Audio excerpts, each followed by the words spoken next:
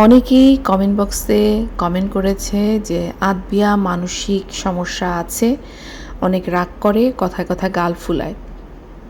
যার কারণে মিমকে অনেক অ্যাডভাইস করেছে বাচ্চাটার প্রতি খেয়াল রাখার। আর ওইদিকে আরও একটা কমেন্ট পড়লাম যেখানে কেউ একজন লিখেছে যে তানজিলার ভিডিওতে তানজিলা কারিনা, কিন্তু অন্যের ভিডিওতে তানজিলা জরিনা। তো এই কমেন্টটা শুধু যে ফানি তা কিন্তু না, একদম অনেস্ট, মানে একেবারেই বাস্তবসম্মত একটা কমেন্ট সে করেছে। তো এই কমেন্টটার মানে এটাই যে তানজিলা নিজের ভিডিওতে নিজে যখন তার ব্লগিংটা করে সেখানে সে অনেক ফিল্টার ইউজ করার কারণে ওর যে আসল চেহারা সেটা কেউ বুঝতে পারে না। ওর চেহারা দেখলে মনে হয় যে ওগুলো করতেছে। কিন্তু যখন অন্য কারো ভিডিওতে ওকে দেখা যায় সেখানে ওর আসল চেহারাটা কিন্তু ফুটে ওঠে। তো ওর এই যে ফেক গ্লো এটা কেন করছে? কারণ ও হচ্ছে নিজের এই ফেক গ্লোটা বিক্রি করতে নামছে। আপনারা দেখতে পাচ্ছেন যে রিসেন্টলি ও কিন্তু একটা ফেস প্যাক তৈরি করছে বিক্রির জন্য। তো এই সমস্ত কিছু নিয়ে আজকে কথা বলবো। অবশ্যই ভিডিওটা একদম শেষ পর্যন্ত দেখবেন। আর রিকোয়েস্ট থাকবে লাইক দিয়ে ভিডিওটা দেখা শুরু করবেন, আর ভালো লাগলে আমার চ্যানেলটা সাবস্ক্রাইব করবেন, আর অবশ্যই আপনাদের মূল্যবান মতামত কমেন্ট বক্সে জানাতে ভুলবেন না। তো চলেন শুরু করি। প্রথমে হচ্ছে আমি ওদের অনুষ্ঠান নিয়ে কিছু বলি। ওরা এত জমজমাট অনুষ্ঠান করলো, নাচা গানা মানে যাচ্ছে তাই করলো। জন্মদিন, মেহেদি, কান ফোড়ানো, ফুল প্যাকেজ কিন্তু ওরা করলো। কিন্তু খাওয়া দাওয়া কিন্তু একদম মিসম্যাচ। বিশেষ করে তানজিলার ছেলের জন্মদিনেরটা দেখেন, এরা সারা জীবন গ্রামে শাক পাতা, শুটকি, ডাল ভাত খেয়ে কিন্তু অভ্যস্ত। এদেরকে যদি হুট করে এই চাইনিজ খাওয়া দেয়, এটা কোনো বুদ্ধিমানের কাজ না। অন্তত তানজিলার কাছ থেকে এটা আশা করা যায় না। তানজিলা নিজে চাইনিজ খাইছে কখনো, বা ও কি পছন্দ করবে? তো সেখানে ও কী করে এতগুলো মানুষকে গ্রাম থেকে ডাকায় এনে এই চাইনিজ খাবার খেতে দিল? কেউ কিন্তু খাবার ঠিকমতো খেতে পারে নাই। যা খাইছে ওরা তৃপ্তি করে খায় নাই। তো এই যে দূর দূরান্ত থেকে বড় বড় লাগেজ ট্রেনে কিন্তু এরা এই ট্রেনে করে আসছে শুধুমাত্র কন্টেন্ট বানাতে, আর খাবার গিলতেই কিন্তু মেনলি এরা আসছিল, তাই না? তাহলে এই খাবার গিলতেই যেহেতু এরা আসছে, এদের খাবারটা জুৎসই হওয়া দরকার ছিল। বিশেষ করে মিম তো গোল্ড উপহার দিছে, মাল্টিপ্লাক তো একটা সিলভারের কিছু দিছে, তাই না? সাবিনা না হয় কিছু দেয় নাই, সাবিনা হচ্ছে এরকমই ফ্রিতে খাওয়া মানুষ। তো এদের জন্য আসলে দরকার ছিল পোলাও, খাসির রেজালা বা গরুর মাংস বা কাবাব, একটুখানি সফট ড্রিঙ্কস, এগুলো দিলে কিন্তু এরা তৃপ্তি সহকারে ঢেকুর দিয়ে খেতে পারত। কিন্তু সেটা না করে এদেরকে দেওয়া হলো চাইনিজ খাবার। না এদের পেটে সইছে, না এদের মুখে সইছে। আর ওরা কিন্তু বাসায় গিয়ে আবার সবাই খাইছে, যেটা ওরা গল্প করতেছিল। তো এত উপহার নেওয়ার পরে মেহমানদের খাওয়াটা তৃপ্তিদায়ক না হলে আসলে এই ধরনের অনুষ্ঠান করা ঠিক না। ওরা সবসময় ওদের প্রত্যেকের অনুষ্ঠানেই দেখবেন ওরা নাচ গান আনন্দ বেলুন লাগানো সব কিছু করে, কিন্তু ওরা খাবারটা মানুষকে ঠিক মতো দেয় না। হয় চানাচুর মুড়ি দেয়, না হয় কি দেয়, খাবারই থাকে না ওদের অনুষ্ঠানে। আমার এটা ভালোই লাগে না। আবার দেখেন এরা এই যে ডায়মন্ডি রিং, গোল্ড উপহার দেয়, তারপরে হচ্ছে আপনার খুব ডাঁট মারে। তো কিন্তু দেখেন এই যে একটা অনুষ্ঠান গেল, এই যে তানজিলার ছেলের জন্মদিনে গেল, একটাও কি কোনো কাপড় চোপড় ঠিকঠাক মতো পরে গেছে বলেন? তেনা কাপড় পরে সবগুলো গেছে। আবার এখানে যখন এই যে তাবিয়ার যে অনুষ্ঠানটা হলো, যেখানে হচ্ছে প্রথমে এরা মেহেদি অনুষ্ঠান করলো, তারপরে ওরা কান ফোটানোর অনুষ্ঠান করলো। তো সেখানে দেখেন যে একটাও নিজেকে প্রেজেন্ট করতে পারে না, মিনিমাম এদের নাই। সুতির যে নর্মাল জামা এরা ঘরে পরে থাকে, এই অনুষ্ঠানে ওরা সেই একই তেনাতোনা পরে হাজির হয়েছে। ওই মান্নাতকেও একই তেনা পরায় রাখছে।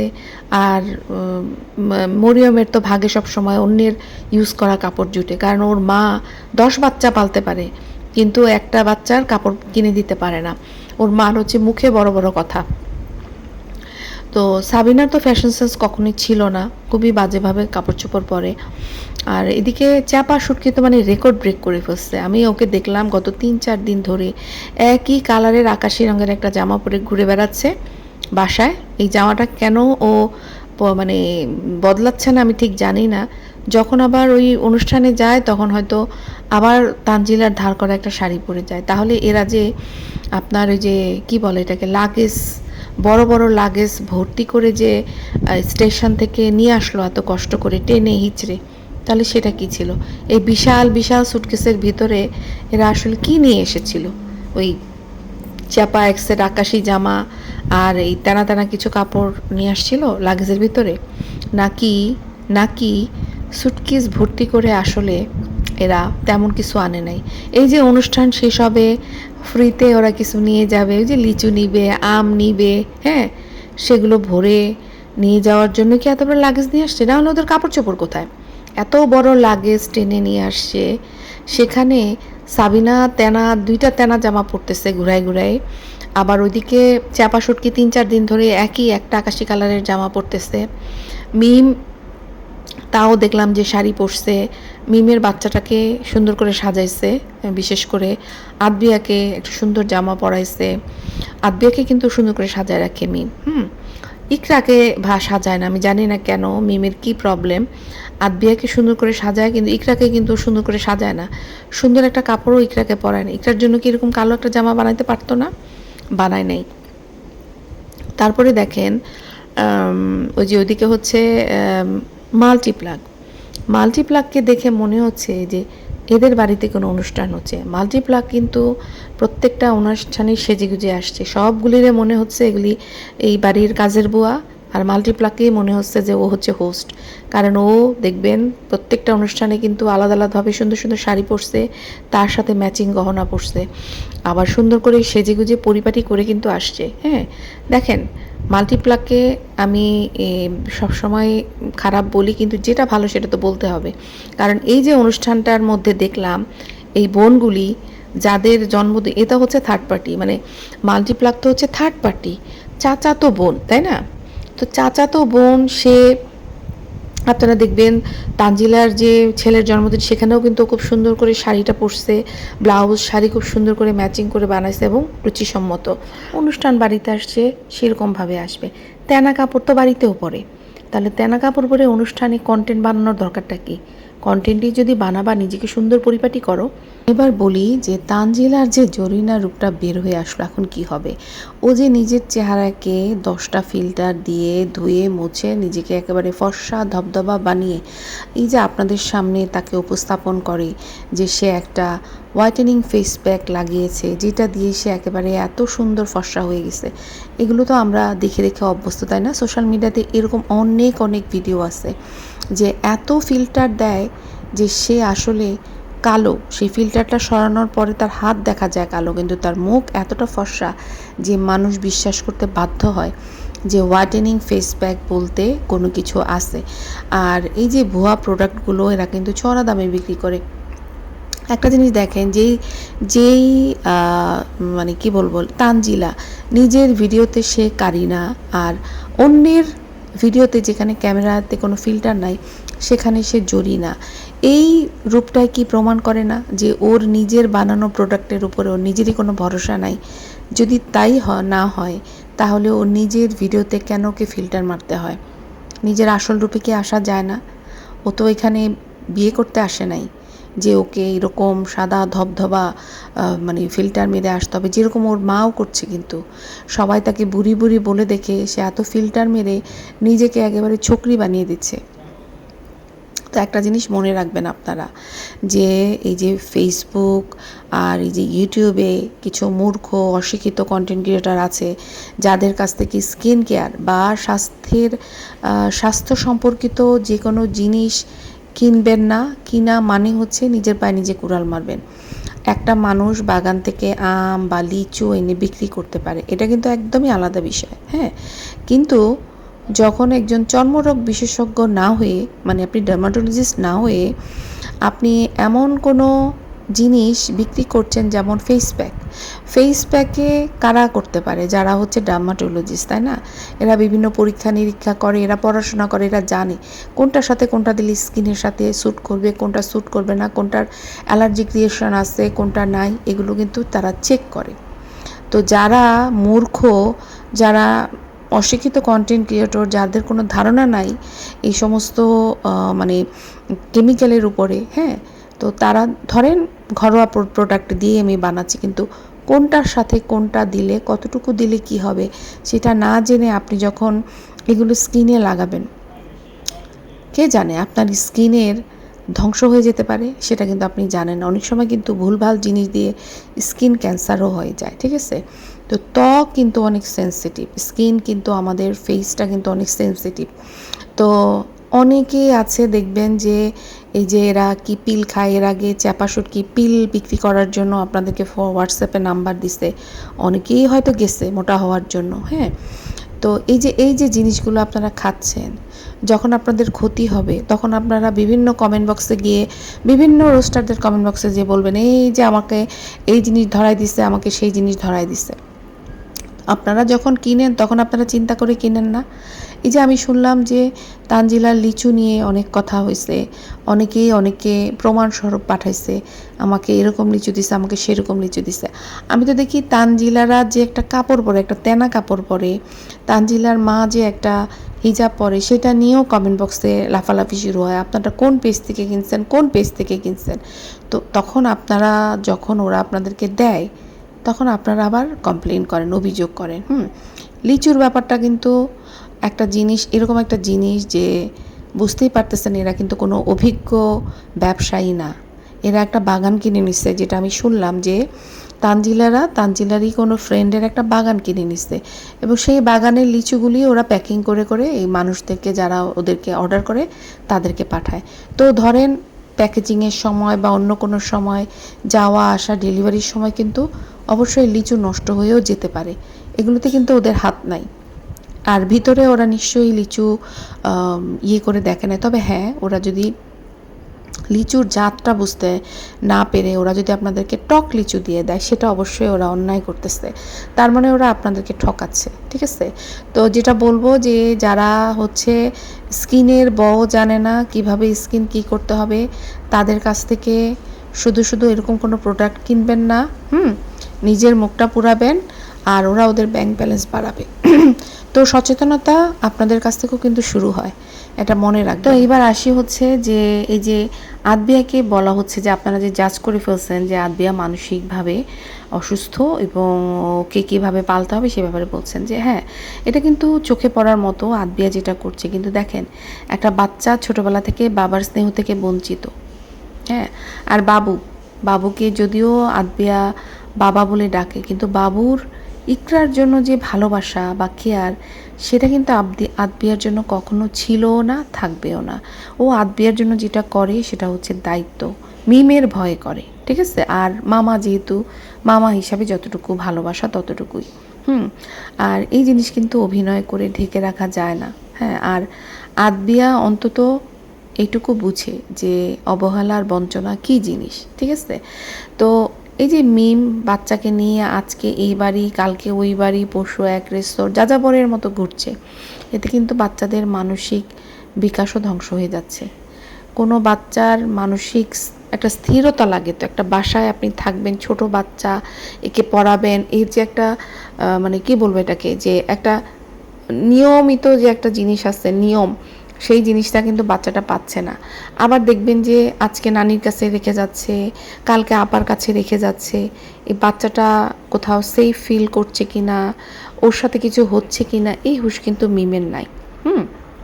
আবার ওইদিকে তাবিয়া যখন আদবিয়াকে বলে যে তোমাকে ভালো লাগছে না, আমাকে ভালো লাগছে, তো এটাও কিন্তু ঠিক না। বাবা মায়ের কিন্তু এটা দুজনকেই থামানো উচিত। আর তাবিয়ার মায়েরও তাবিয়াকে থামানো উচিত যে এগুলো কোন ধরনের কথা। একটা ছোট বাচ্চা মেয়ে এই ধরনের কথা আরেকটা বাচ্চা মেয়েকে কীভাবে বলবে? আর মিমেরও আদবিয়াকে বোঝানো উচিত যে ওকে ভালো লাগতেই পারে, আর এই কথা তোমাকে বলতেই পারে, তোমাকে এগুলো মেনে নিতে হবে, এগুলোকে এত কেয়ার করা যাবে না। আমার মনে হয় যে যদি মনে করে যে মিম একটু ডাক্তার দেখাবে ওকে, হ্যাঁ, কাউন্সেলিং করানো উচিত। কারণ অনেক সময় আছে যে আসলে রাগ ভাঙানোর জন্য ওকে সব দিয়ে দেওয়া, ও যা বলবে তাই মেনে নেওয়া, এতে কিন্তু হিতে বিপরীত হয়ে যেতে পারে, বাচ্চা আরও বিগড়ে যেতে পারে, ঠিক আছে? তো সেই জন্য মিমের কিন্তু উচিত তা আদবিয়ার ব্যাপারটা খেয়াল রাখা। ও কিন্তু এখনও ছোটোবেলা থেকেই যদি ওকে খেয়াল করে, ওর নিডগুলো যদি বুঝে, তাহলে কিন্তু অবশ্যই বাচ্চাটা বড় হয়ে আর হবে না। আর এমনি তো ব্রোকেন ফ্যামিলির মেয়ে, বুঝতেই পারেন ব্রোকেন ফ্যামিলির বাচ্চারা কিন্তু বঞ্চিত, অবহেলিত। কারণ বুঝতেই পারতেছেন যে একটা মা যদি নিজের সুখ চিন্তা না করত, যদি সে বাচ্চার সুখ চিন্তা করতো, তাহলে সে কিন্তু ডিভোর্স নিত না। অনেক মা আছে দেখবেন, অনেক কষ্ট করে স্বামীর সাথে কাটায়, শুধুমাত্র নিজের সন্তানদের কথা চিন্তা করে, নিজের সন্তানরা যেন ভালো থাকে। ওইদিকে মান্নাত, আমরা শুধু আদবিয়াকে নিয়ে ভাবছি, আপনারা কিন্তু মান্নাতকে ভুলে যাচ্ছেন। বাবা থাকতেও যে অনাথ এবং অশান্ত। মিম ক্যামেরার সামনে এসে দর্শকদের মানে রীতিমতো চোখ রাঙিয়ে বলছিল যে সাবিনা নাকি বাচ্চা নিয়ে অনেক ব্যস্ত, যার কারণে ভিডিওতে থাকে না, অনেক সময় ওদেরকে দেখা যায় না। কিন্তু দর্শকরা উল্টাপাল্টা কথা বলছে যে তাকে কেউ দেখতে পারে না। আর ঠিক তারপরের ক্লিপে মিমের কথা মিথ্যা প্রমাণিত হলো। কিভাবে? যে দেখলাম যে মান্নাত একদম একা বারান্দার কাছে বসে আছে। তিশা মাথায় লাগানোর জন্য তেল বানিয়েছে, যে ওরা বিভিন্ন জড়িবুটি দিয়ে যে বানায় সেটা বানিয়েছে, এবং সেই নারকেল তেল পুরোটা ডিব্বা কিন্তু মেঝেতে ফেলে দিয়েছে হচ্ছে এই মান্নাত। একা বসে আসছে সেখানে, কিন্তু সাবিনার নামও ছিল না, একা। এবং বাচ্চাটা যদি এই তেলের মধ্যে উঠে যদি ধরেন উঠতো, দাঁড়িয়ে যদি হাঁটার চেষ্টা করতো, কিন্তু পা পিছলে পড়ে মাথা ফাটাতো, তার দায় কে নিত?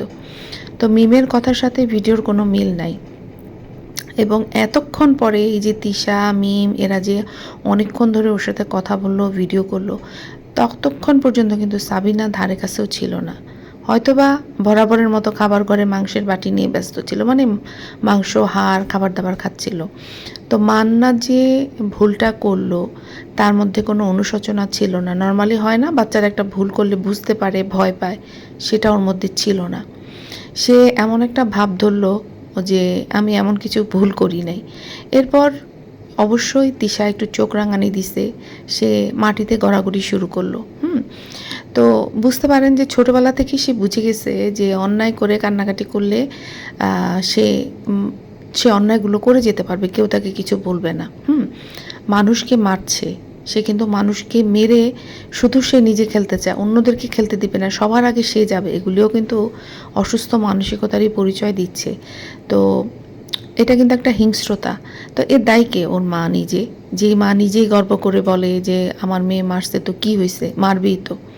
তো আগে কিন্তু আমরা ওই যে চ্যাপার ছেলেটাকে দেখতাম, মোহাম্মদ, ওকে কিন্তু সবসময় দেখতাম মেজাজ খিটখিটে, বিরক্ত, কেমন যন্ত্রণাদায়ক ছিল। মান্নাতের চেহারায় কিন্তু এখন ঠিক সেই একই রকম ফুটে উঠছে। তো বাবা থাকা সত্ত্বেও যেই মেয়েটা ধরেন বাবাকে ওই রকমভাবে কাছে পায় না, মায়ের উচ্ছৃঙ্খল জীবন, যাযাবর লাইফস্টাইল, সব কিছু মিলেই আসলে এই মেয়েটারও কিন্তু একই অবস্থা। তো এই যে খালার দাবিদার তিশা, বাচ্চাটা ভুল করছে, একটা জিনিস ফেলে দিচ্ছে, তো তার উচিত ছিল একে বুঝানো, অথবা একে ওয়াশরুমে নিয়ে যাওয়া, বা এর মাকে খবর দেওয়া যে মেয়েটা এরকম একটা কাজ করছে। কিন্তু খালা কি করলো, সেই যে ফ্লোরের যে তেলগুলো ফেলা, সেখান থেকে সে নোংরা ধুলাবালি সহ এই তেলটা হাতে নিয়ে মান্নাতের মুখে মাখলো, চুলে ডলে দিল। এটা কি কোনো সুস্থ মানুষের কাজ হতে পারে বলেন? একটা বাচ্চার উপরে এটা কি একটা মানসিক নির্যাতন না? বাচ্চারা খারাপ হয় না, বড়রা তাদেরকে ঠিকভাবে মানুষ করতে ব্যর্থ হয়।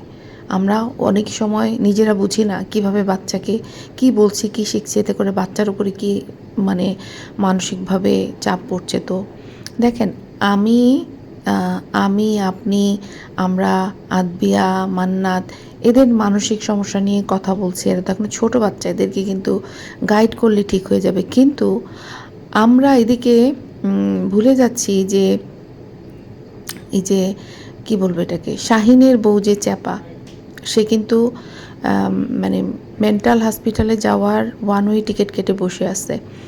ওর আচরণ শুধু অস্বাভাবিক না, পুরা ডেঞ্জারাস জোনে চলে গেছে। আর এটা যতদিন পরিবার ইগনোর করবে, ততদিনই কিন্তু ঝুঁকিটা বাড়বে। তানিয়া আপুকে অনেক ধন্যবাদ, কারণ তানিয়া আপুর কমেন্টটা আমি সকালে ঘুম থেকে উঠে পেয়ে আমি কিন্তু সাথে সাথে ভিডিওটা দেখতে গেলাম যে কি হয়েছে, কারণ আমাদের তো অনেক রাত হয়ে গেছে, ভিডিওগুলো আর দেখা হয়নি। তো যার কারণে আমি দেখতে পেলাম যে চ্যাপার আসলে অগ্নিমূর্তিটা, আর চ্যাপার অগ্নিমূর্তি আমরা দেখেছি বাচ্চার সাথে যেভাবে চিৎকার করে কথা বলে, এটা কিন্তু স্বাভাবিক না। হ্যাঁ, অবশ্যই ওর মানসিক সমস্যা আছে, সেটা কিন্তু ওকে ট্রিটমেন্ট করতে হবে। এ হয়তো অনেক লোভে পড়ে অনেক স্বপ্ন নিয়ে এই শাহিনকে বিয়ে করছে।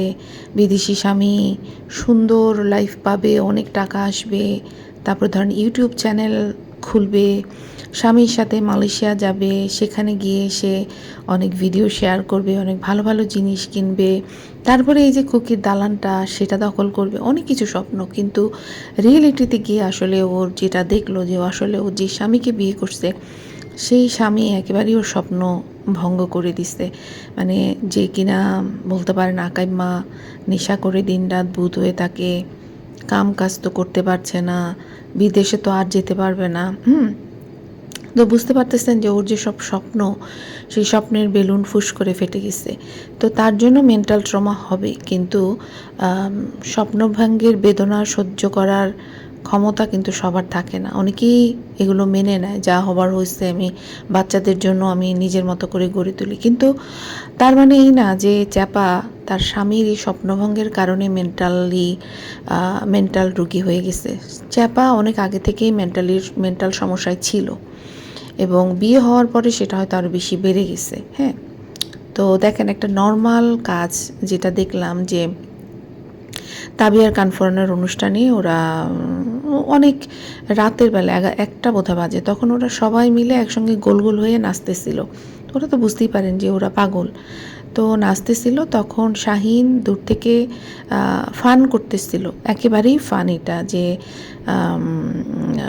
সবাই ভালো নাচতেছে শুধু একজন ছাড়া, কিন্তু নামও বলে নাই। তখন ওরা চিৎকার করে বলতেছিল কে কে, তখন শাহিন বলল যে না না আমি নাম বলবো না।